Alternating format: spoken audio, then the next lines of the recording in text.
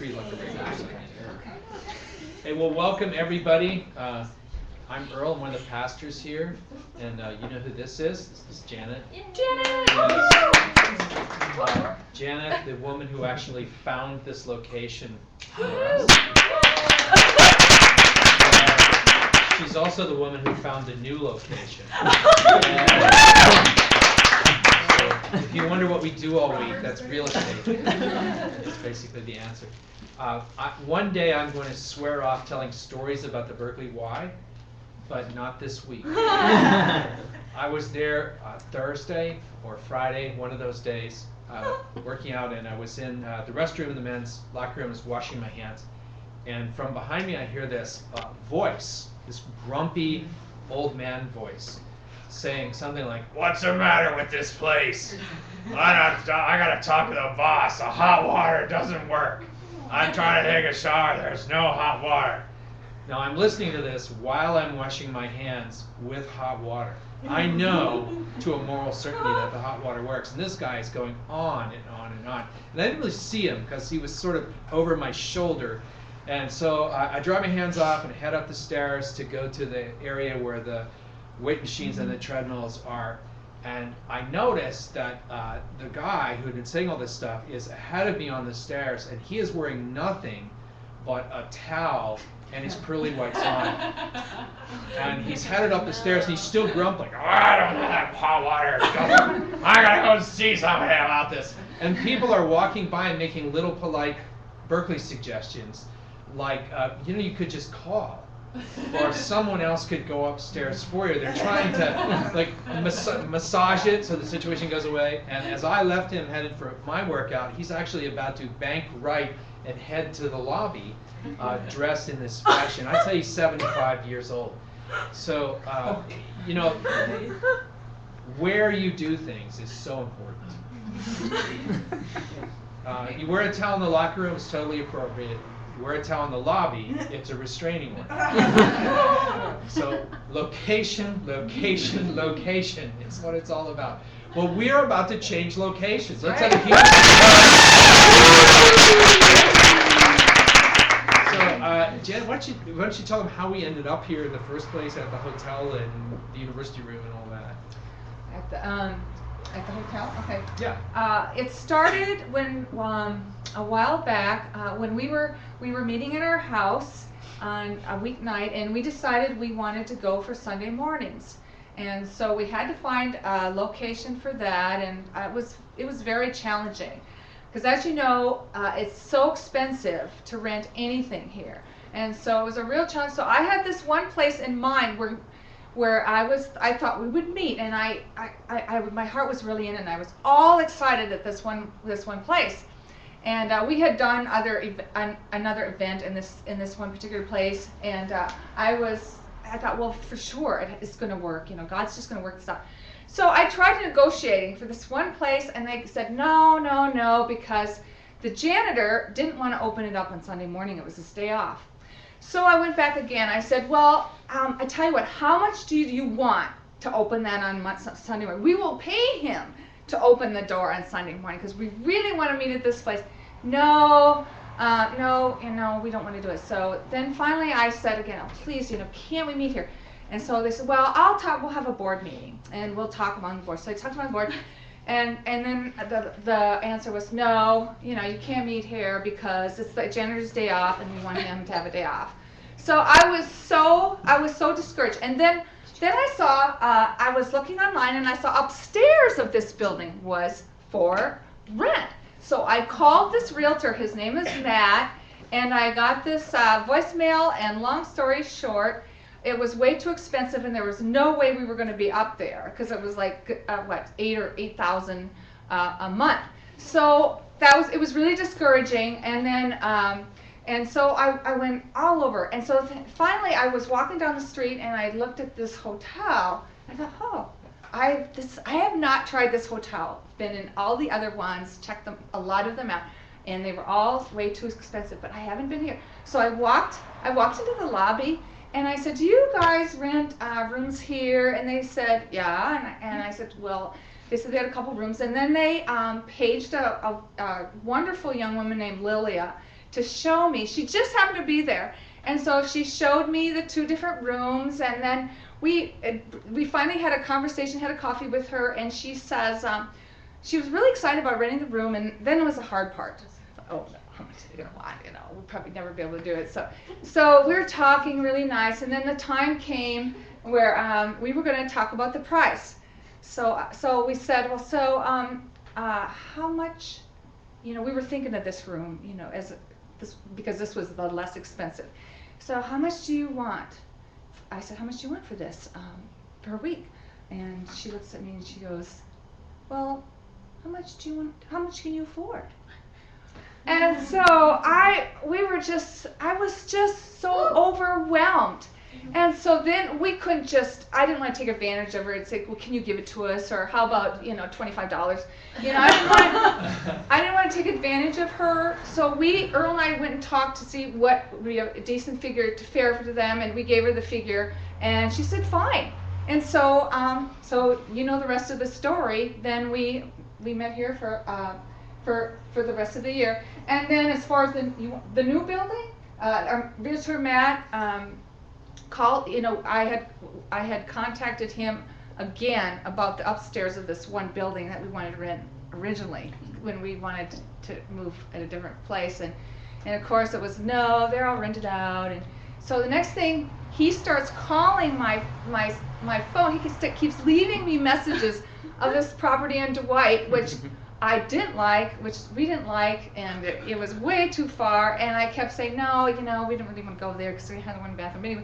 So I get all these calls, you know, he's pursuing us to rent this building. So finally we go and look at the building, and we tell him, well, there's just one bathroom, it's not going to work. And so he just kept, so he showed us this other building, which we are renting next Sunday. Woohoo! And he showed us this, I don't know why he showed us this, because I said, to Matt, I said, why don't we go here? And he goes, no, you guys, you can't go here. I mean, it's way too much money for you. So anyway, so he gave up talking us into the first place with the one bathroom. And then after a series of negotiations, which, you know, we finally ended up being able to rent the space we're going into Sunday for less than half of the cost, which is another story. And so it's just all a miracle, a total miracle, and a lot of people involved that, you know, Lily and Matt, who were God used to help us to move from one place to the next. Yeah. Woohoo! Some people think when you serve this community that everybody here is going to be your enemy. Yeah. And it's turned out to be the exact opposite. The people here have turned out to be our friends. Mm-hmm. And we love them and appreciate them for that. They've been really wonderful to us. Next Sunday, we will be in the new property in what we call the preview mode. That means the bathrooms aren't renovated yet. So you're going to see folding chairs, temporary seating. The walls haven't been painted, but it is ours on a 24/7 basis. Woo! And what we're doing is we call it the summer of love. We're going to spend the summer getting this space ready, and we're going to ask everybody to step up and help with that, from paintbrushes to going to Target to get the microwave we don't have, to helping us put up lighting and all of the rest of it. We think it's really totally going to be fun this summer, but that's where we'll be next week. Now, you've been kind enough for a long time here in the California room to listen to us share different teachings and talks, and along with several other team members. So today is really your day. This is the last event we'll have here this Sunday. We're going to have lunch together, and we'll cover the expense if you can stay with us today. It's called the Last Supper in Henry's Restaurant, to honor the hotel and swing them a little bit of business to say thank you. But between that and the Last Supper, we'd like to just have a time when if the Lord has done something for you during this last year, you have a memory of the hotel, the university room, little or big is great, funny or serious or in between is great, or anything related to what's gone on in this last little while. We'd love to give you an opportunity to just share that. So as a group, we can just kind of debrief the experience together a little bit, and we have more reasons to thank God for this time that we have been here. So it could be a testimony, or just a something that happened to you, I've got a couple lined up, but this is really for you. Now, usually when I'm in a group and somebody says something like this to me, my brain immediately goes into freeze. Yeah. So we're just going to keep talking for just a second while you're thinking of what you might like to share. And if you would like to share something, we'd like to have you come up and join us so everybody can hear you. And also, we'll capture this as kind of an archive of our experience, and we'll allow our internet viewers today to be able to see what you share with us. So we'll have a kind of a permanent monument for what God has done for us in this last week.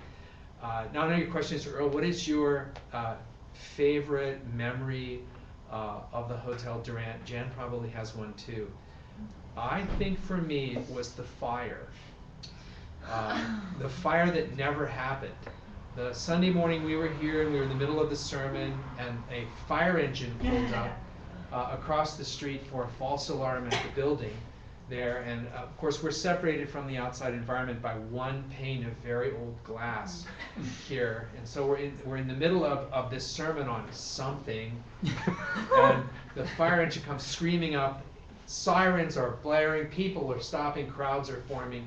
And I look out at everybody, and all you can see is ears, because everybody's head is turned looking at the fire engine while you're trying to finish this event. But that's the rough and tumble of doing the kind of thing that you do in any kind of startup enterprise. I will never forget that. I told that story from sea to shining sea about what it's like to be here on the streets in Berkeley. But you know, when you look back, it just gives you more affection for the place and the experience because of the things that happened along the way. So, anybody else have a memory? It's just a testimony, something good that's happened, something, just something. You have a great joke about the hotel,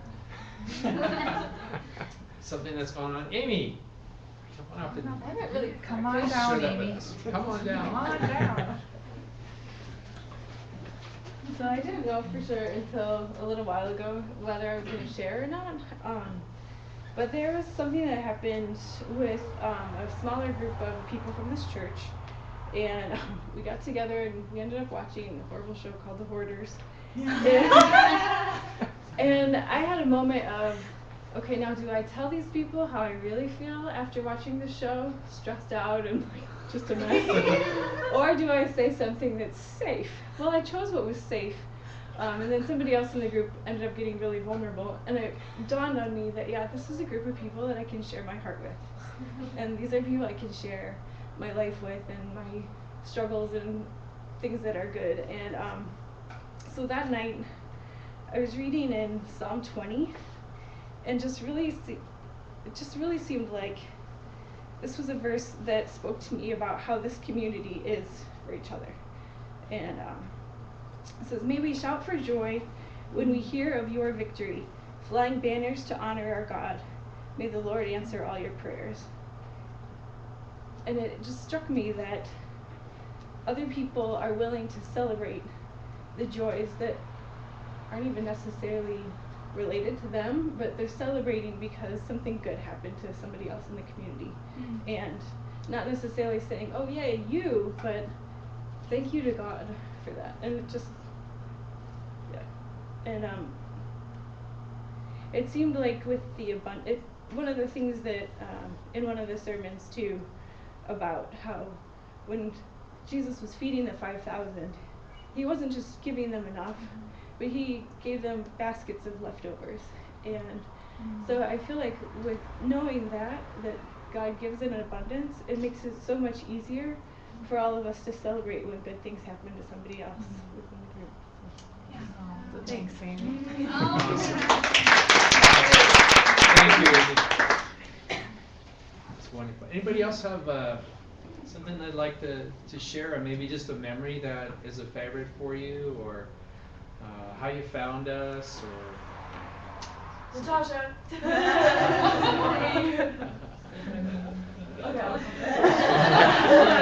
Oh, they're like really Yeah. go up. I don't have much to say since this is my second Sunday here, but I've shared the story before that I got to know Chi Alpha in Berkeley through Natasha, because she's the only one that I knew before I came to Berkeley, because she's the one from my home church at Fremont. And now so she's my only like Jesus connection in Berkeley. and looking at my like position now, I'm involved with a church and a Christian fellowship in Berkeley just through Natasha. So praise God.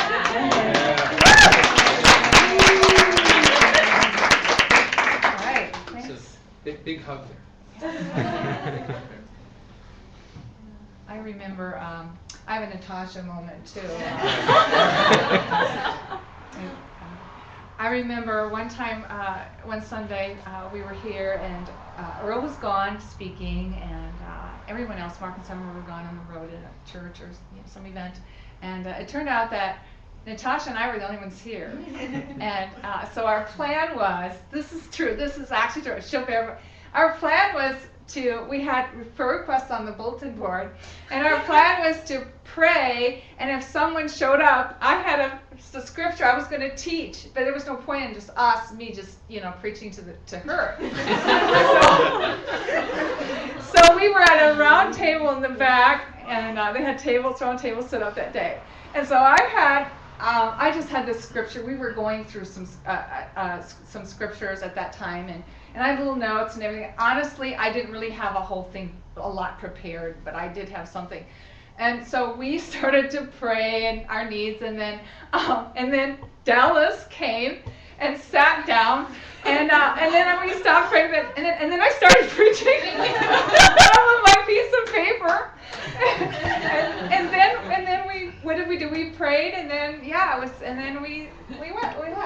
So, Went to eat. we went to I think eat. we had shame. Yeah, we went to. I don't know, where did we go, Dallas? To the one by the Yeah. Red Cafe. Yeah, By the and US Dallas store. came back the next week. That's my story. Yeah, and that's why I appreciate Natasha. She's been with us through it all, as Yes. many of you, others of you have. Yeah. Yes. Natasha's been with us since day one, Yeah. way back, right after we arrived here. So back. Anybody else have something they'd like to share, short or long, or My favorite has been an example of come on down, Holly. See, I've resisted walking down. Not that I don't like the front, I just don't want to walk down to it. I know, it seems like a long way. My favorite has been watching Janet and Earl. And there's a book by Jim Collins, Good to Great Leaders. And Jim Collins says that the best leaders have full faith. They're just so full of faith, and they're also so full of reality as well. And so I've really appreciated the preaching, especially from Acts 16, where we saw Paul with Lydia when nothing was going on, and how that God was working behind the scenes. And so I've really seen an example with church planning of Earl and Janet having full faith and also having full realism through this time as well. So it's been so encouraging for me. It's been neat. Yeah. Thank you. Thanks for the example. That's wonderful. Thanks, Holly.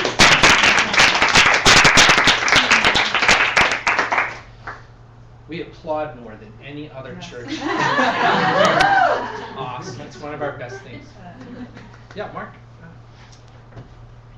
I have just a quick memory. I think there was one weekend, it was probably around December. I think both Earl and Janet were gone. I think that was the case. Yeah, one time. Yeah, that's true. And Yeah. so Yeah. I think Earl asked me to speak, and he gave me the longest chapter out of Acts. It was like you know how not all the chapters are even. Some are 3 times as long as the other ones, and record the whole history of Israel. That's the one he gave me. So I had this super long, ugly passage, and I think there was 5 of us, and then kind of halfway through, 3 newcomers came in, and and I look like I'm 18, and I was a much older guy in the back who was just kind of like this the whole time. I think we called it Kid Church or something like that. And but Amy and Alan, that was their first Sunday, and they came back. That was a good moment for us to see if church could happen without Earl and Janet. We never want that to happen again. I only did that because when I spoke at Chi Alpha, Mark gave me a passage from the Old Testament which included murder, polygamy, and evil in a world with a good God, all in the same category. It's payback. It's payback. Anybody else have something they'd like to share? Doesn't even have to have any specific kind of form, but just anything you feel would be interesting or fun. We got 2 more. Yeah, let's go with Natasha, and then Jeff will have you. Well, one of the things I remember, and I actually kind of miss, are our official candies. We had peanut M&Ms for a very long time, every Sunday morning, until we found out that they were not fair trade. And so, in the spirit of Berkeley, we had to stop and to put this aside. But So you know, sorry it's about like our that. secret sin. Every once in a while, I sneak a few peanut M&Ms. But I guess on a more serious note, one thing I've learned so much, I'm really grateful for 360 and the vision of it, particularly with the focus on the community and on the 6 days a week. I mean, I was an undergrad here, and a little bit of what, as an undergrad here, my focus was always just on academics and just I'm here to do my thing and get home kind of thing. And I actually didn't really like the city of Berkeley. I was fine with the school, but I didn't really care for the city. I never really wanted to live here or anything like that. And from the moment I kind of came on board with 360 and it kind of took me a while, but it kind of developed this love for Berkeley, and in a way, like, it's like my eyes were always turned towards campus, and then it's like, kind of like turned me around and actually allowed me to see the city and see the people here and learn to love it and just be so grateful for it. Like now I love it, and I think without 360 I know that it wouldn't have happened. I'm so grateful to Errol and Janet just for the focus on that and just the constant reminder that we do love Berkeley. And yes, there's all these things that are happening all the time, but just the way that getting God's love for the city and just getting God's love for people and just celebrating what's around here. So I'm really grateful for that. It's changed my life for sure.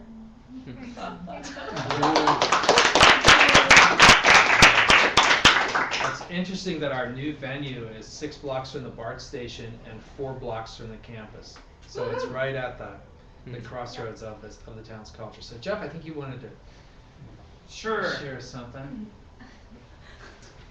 Well, I've got some kind of great memories from this place as well. Like Mark, there was once that Earl asked me to speak. However, he was not gone. He was still there. And instead of having like the 3 pages of scripture, it was actually 3 verses. Try the opposite problem of trying to speak for 30 minutes with 3 sentences. But it was still lots of fun. It's kind of like making a sales pitch while your boss is in the room. A little nerve-wracking, but it was fun. And I will also miss Eric bringing in the coffee as just like clockwork while we're having our team meeting in the beginning. It's every time, oh hey Eric, how you doing? Just like that every week. That won't be there anymore unless he decides to deliver coffee to us in our new location. And in addition to that, I also love the fact that every Sunday was a surprise. When we were upstairs, we never knew how the room was going to be or what it would smell like. Because before us, there's always probably something going on, whether it was like the Cal football team having brunch, so it smells like sweat socks and eggs. It's terrible. Or, then some maybe elite Berkeley club is having martinis or some sort of reeks of alcohol, so the windows would be open, try to air everything out. But hopefully, the new place we go to won't smell like sweat socks and alcohol. So that'll be good and bad because we'll miss it, but we won't. You know what I mean? So I really miss that, and or I will miss that maybe. And yep, that's it. We're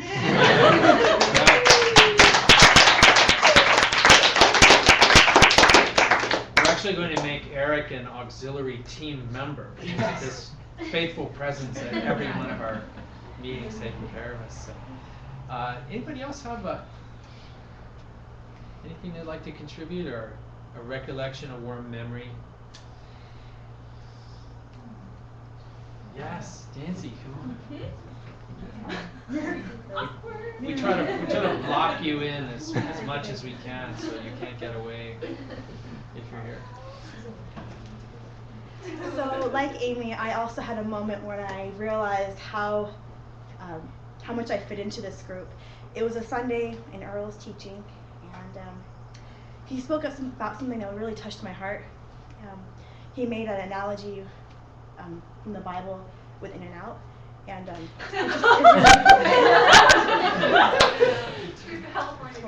I'm sorry, hold on. It really just, that was the moment. And they sealed the deal, I think the Sunday afterward, we actually went to In-N-Out. And I got my animal fries. It was just, thank you so much.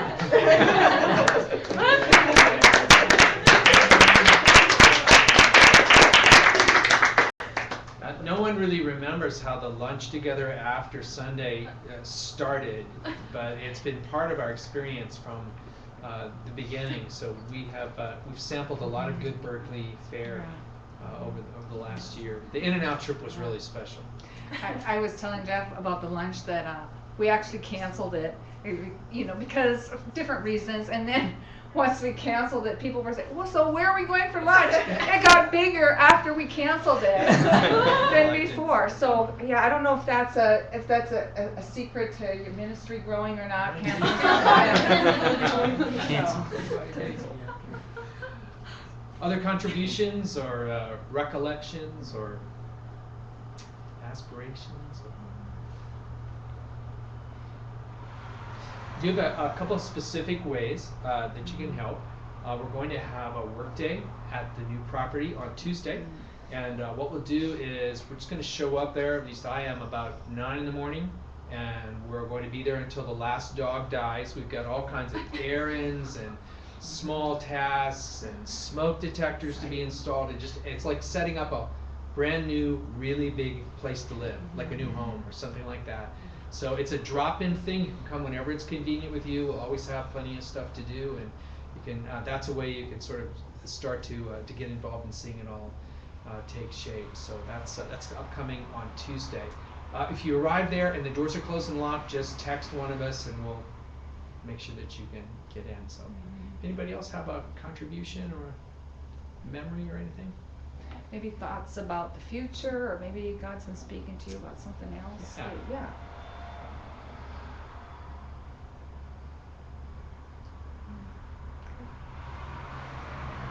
Well, one of the people that was really instrumental in us coming to Berkeley, and there have been many, was an urban planner named Richard Florida. He writes books on why creative people live where they live.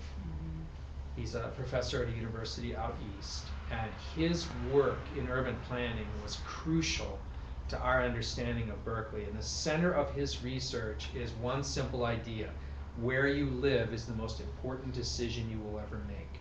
And so he has studied that his entire professional career. And we have taken that lesson to heart because we feel like Berkeley is the most creative city in the world. It's an incredible place. It's got amazing people. We feel like it's a privilege to be here. But the same is true of all of us. Where God places you, the where question, is really defining the way the world works these days. And so what we hope is to be the kind of place where God touches people and then sends them to their where, their Berkeley, their location, whatever that would happen to be. Our desire is to be a shipping agency, not a warehouse, where we'll be sending people to the location of their particular calling. And sometimes people will be with us for a long time, sometimes for just a short time, but as long as they end up in that place where God has put them, then we consider that job done, and we can put our head on the pillow at night. Our first where was this room, which the hotel surprised us this morning with being back in this location. This was not our choice, but that has been part of our experience as well. And next week will be our choice, and we'll be in this new location, and we're so glad to have you guys involved with us. Our plan will be to be there for about 3 months in a preview mode. August the 26th, the Chamber of Commerce of Berkeley is coming to do an official ribbon cutting. We're going to invite the mayor, we're going to invite the chief of police, the chamber people will all turn out. We'll have kind of a reception for them, all of our friends from the business community.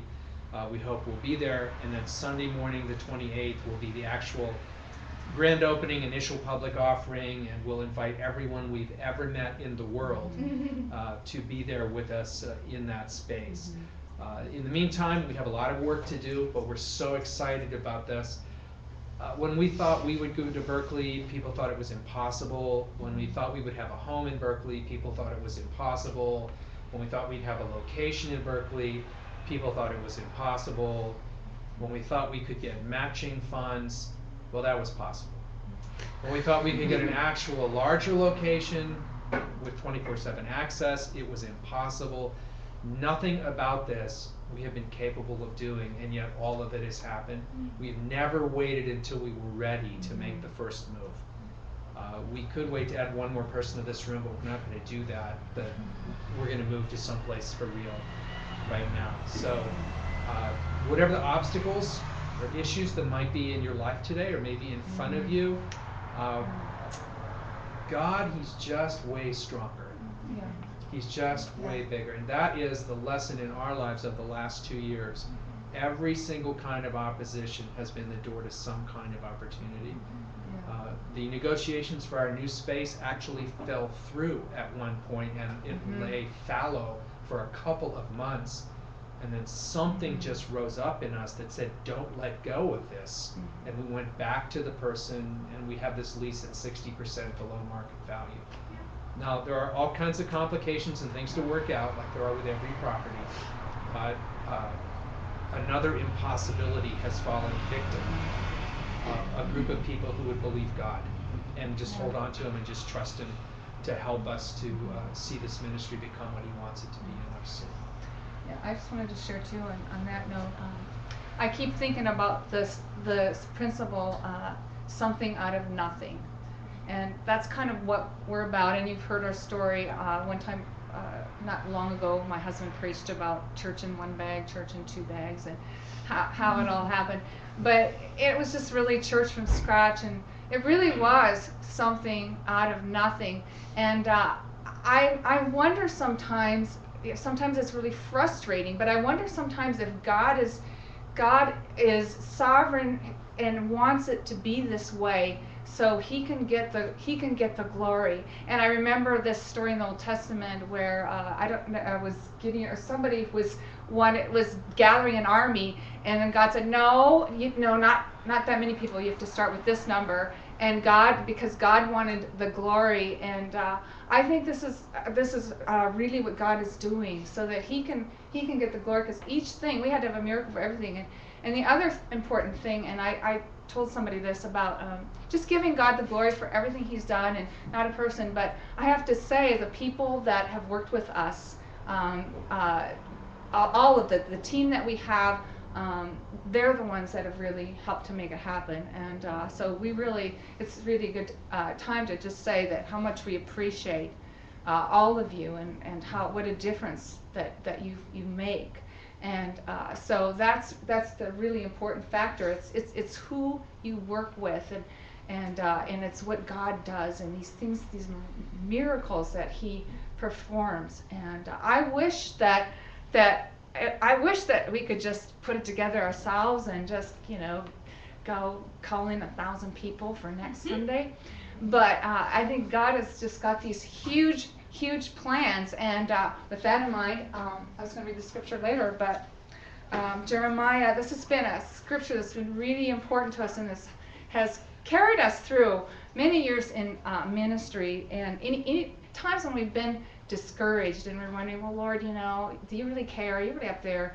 I'm sure you don't have those thoughts, but some people do think these thoughts sometimes, and this verse has been such a comfort and such an encouragement to me, and it says in Jeremiah 29:11, it says, "For I know the thoughts that I think toward you, says the Lord, thoughts of peace and not of evil, to give you a future and a hope."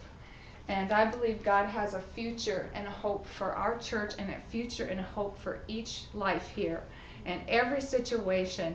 And so we want to celebrate today that future and hope that God has for us. We showed up in Berkeley alone. and then you guys happen. Yeah. So you are 360 Church. We're not. We've already had a career. Yeah. So we didn't feel the need to come here to be sort of church planting heroes or something, to go speak at conferences or be in magazines. And that whole, let's be an evangelical celebrity. It doesn't pay as well, but you still get to be famous. You know, we're just not here. We're here for you guys to be the stars. And just to create a platform where God can just actualize everything that's in all of you. That's what we're here for.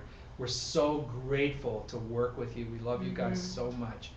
Here's how we know we have to move. You remember our last incarnation, we called church in a car, because all the equipment fit perfectly in our old Volvo.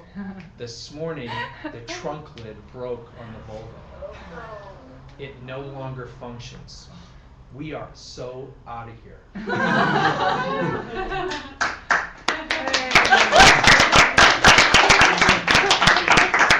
We're going to ask our wonderful band to come for a few moments, just lead us in a little more worship today.